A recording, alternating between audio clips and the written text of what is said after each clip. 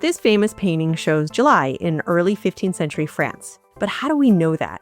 Men and one woman are bent over in the fields, shearing sheep and harvesting wheat. They're dressed for the heat, such as men in short tunics, straw hats pulled low to block the sun beating down.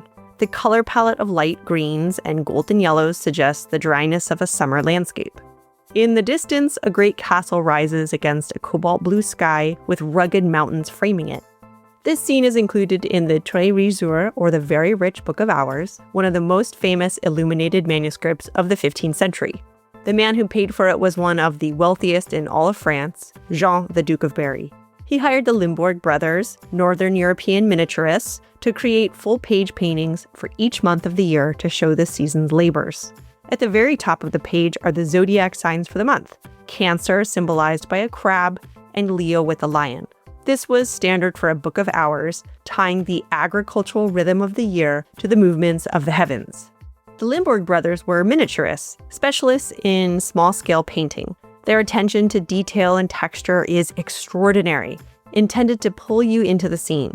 Notice how finely detailed the bearded man driving a chariot is between the zodiac symbols. He represents the sun crossing the sky, suggested here by the golden disk with its many beams shooting outward, and the gray, fluffy clouds below the chariot. Jean also spared no expense on materials. The cobalt blue sky and the blue of the woman's dress below is lapis lazuli, one of the most expensive pigments in the medieval world.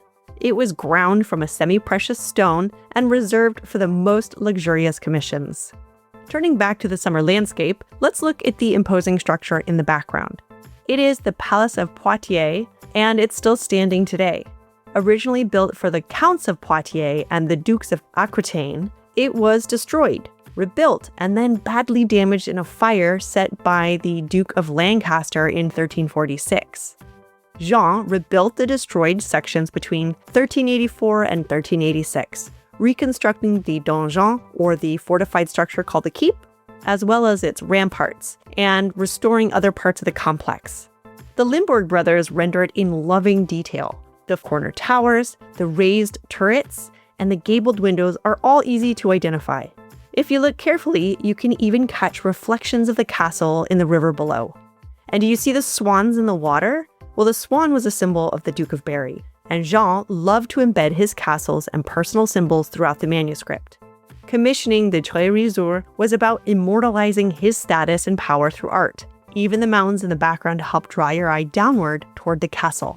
Everything in the composition points back to Jean's world in some way.